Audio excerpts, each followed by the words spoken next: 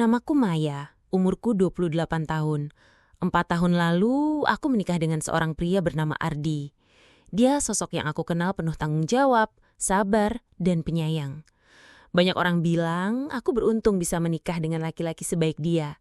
Bahkan keluargaku pun menganggap Ardi sebagai menantu idaman. Kehidupan rumah tangga kami selama ini berjalan dengan tenang, nyaris tanpa masalah besar. Setiap orang yang melihat kami mungkin akan mengira kami adalah pasangan sempurna. Aku bekerja sebagai guru di sebuah sekolah dasar swasta, sedangkan Ardi bekerja di sebuah perusahaan kontraktor. Jadwal kami cukup padat, tapi selalu menyempatkan waktu untuk makan malam bersama. Di meja makan kecil itulah kami sering tertawa, berbagi cerita tentang kerjaan, dan kadang merencanakan liburan kecil.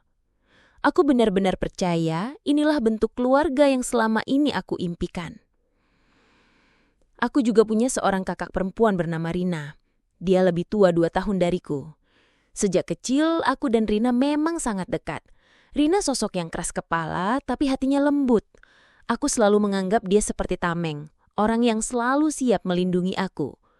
Bahkan, saat aku memperkenalkan Ardi kepadanya dulu, Rina lah yang pertama kali memberi restu.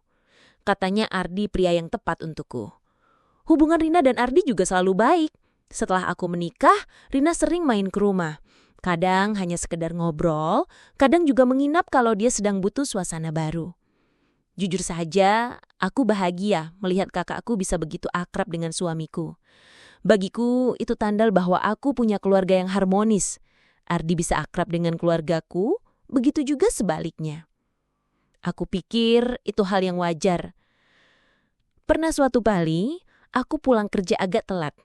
Sampai di rumah, aku mendapati Rina sedang duduk di ruang tamu sambil nonton TV bersama Ardi.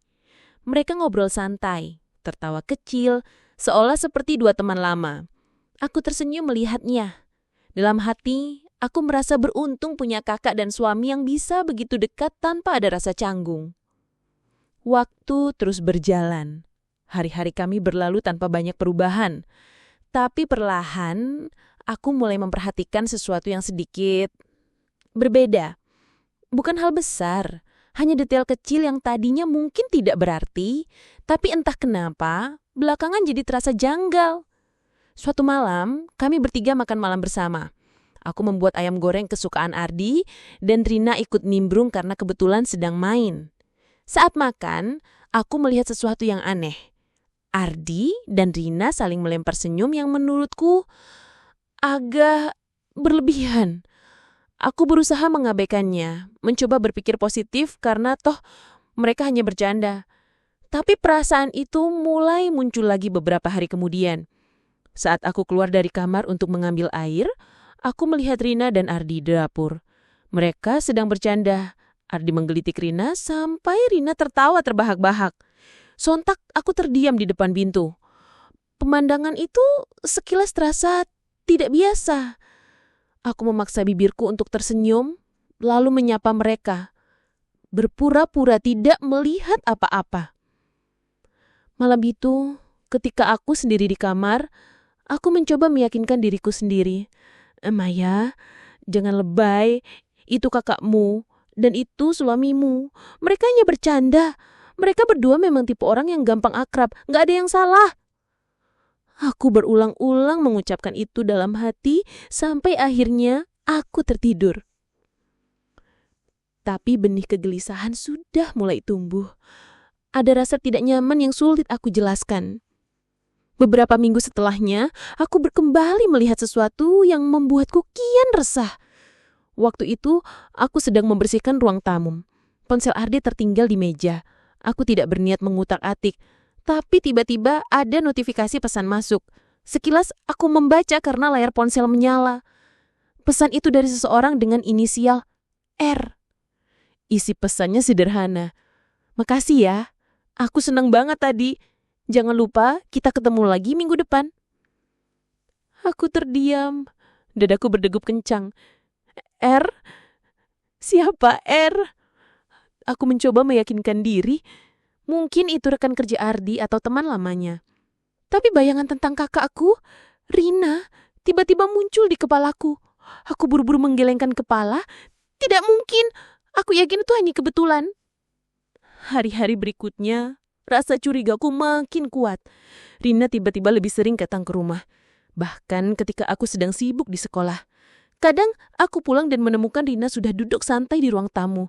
Katanya dia hanya mampir karena bosan di rumah. Aku tersenyum, berusaha tetap ramah, meski di dalam hati ada rasa ganjil yang sulit aku buang. Yang lebih membuatku resah adalah tatapan mereka. Aku mulai sadar tatapan Ardi ke arah Rina berbeda. Bukan tatapan biasa seperti pada saat melihat ipar. Ada sesuatu yang tidak seharusnya. Dan yang lebih menyakitkan, Rina pun membalas tatapan itu. Aku mencoba mengusir pikiran buruk itu. Aku menolak untuk percaya. Aku tidak mau menjadi istri yang curigaan. Apalagi sampai menuduh suami dan kakakku sendiri. Tapi di sisi lain, hati kecilku berbisik. Maya, ada yang tidak beres. Kamu harus hati-hati. Malam itu, aku tidak bisa tidur. Aku menatap langit-langit kamar, mengingat-ingat kembali setiap kejadian, setiap tawa mereka, setiap tatapan, setiap pesan yang sempat aku lihat.